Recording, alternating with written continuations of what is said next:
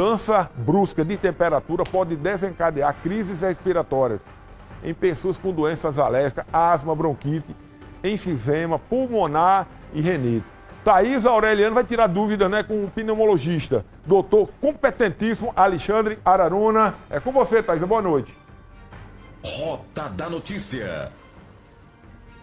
Boa noite, Vinícius, a você e a todos. Pois é, o doutor Alexandre Araruna já está aqui com a gente para tirar essas dúvidas e serve para todo mundo, viu? Para aquelas pessoas que têm problemas pré-existentes, né, respiratórios, e também para aquelas que não têm, tá? As dicas são as mesmas. Muito obrigada, primeiramente, pela sua participação. É um momento de verão, de sol forte. De repente, como hoje aqui em João Pessoa, em alguns municípios do nosso estado, caiu um verdadeiro temporal.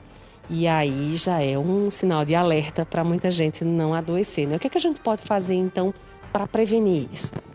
Nessa temperatura quente e chuvas alternando, né, e aí na nossa região, a gente sabe que necessariamente as pessoas, né, podem ter agudizado seus quadros respiratórios. Desde os mais simples, a rinite alérgica, que nariz que entope, que coça, que espirra, mas eventualmente algum grau de sinusite, né, e ou com infecção associada por bactéria, por vírus, que também dá uma puxada aí nas viroses. Bem ou mal, ainda que em um período curto, a gente não sabe como isso vai se desenvolver, mas necessariamente tem a pessoa histórico de alguma doença prévia, Thaís, ou, Vinícius, por exemplo, a pessoa que não tem nada, né, de doença. Então essas pessoas estão mais sensíveis a essas mudanças de ou temperatura ou de aglomeração, que aí pode favorecer as viroses, e isso esquecendo-se que a gente também está embaixo de tudo isso, com Covid aí de forma mais simples, mas presente em muitas pessoas que às vezes estão nos assistindo agora e não sabem nem ainda serem portadoras. Pior que não tem muito o que se fazer, né? De repente você sai de um local com ar-condicionado, dá de cara com um sol forte, ou vice-versa, né? Dependendo do trabalho que se executa, como fazer então para que essa mudança não seja tão brusca, seja mais amena? A gente vai ter que usar o bom senso, Thaís. Imaginemos agora que eu estou agora num ambiente bem quente, numa praia de repente, e eu entro num carro com ar-condicionado bem gelado. Olha, esse contraste de temperatura pode acordar em mim, de repente eu sou que tem uma rinopatia alérgica, e de repente meu nariz começa a espirrar, coçar e o que for.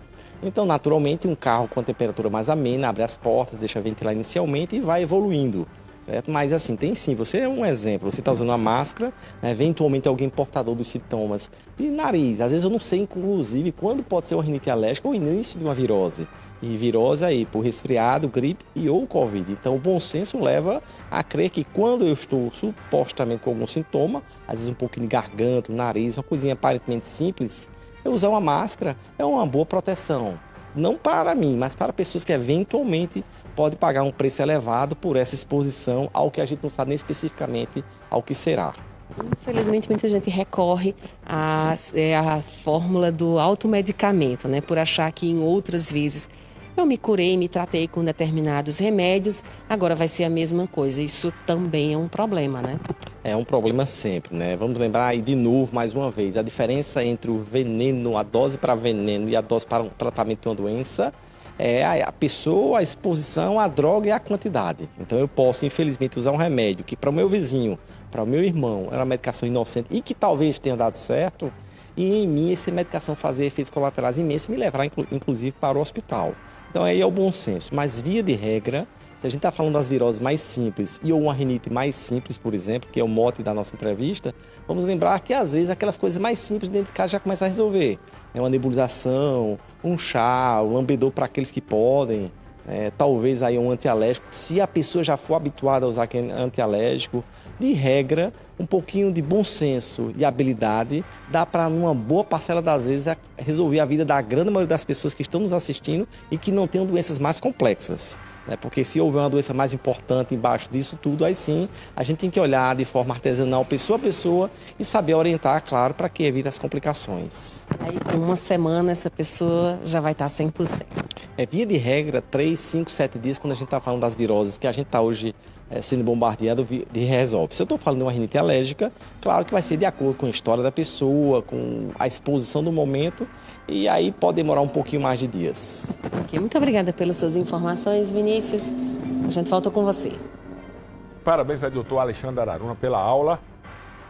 Um abraço. E por falar em medicina, eu quero mandar um abraço especial para o formando médico já. Hoje vai ser a conclusão da festa do pessoal da Facene Famene, o doutor Ídalo Benício de Sá. Estaremos lá para prestigiar, lá vai ser ali no hall, né? Ali em cima do shopping. E aos pais, né? O doutor Valdeci e a doutora Ilma. Ilma, show de bola, doutora Ilma.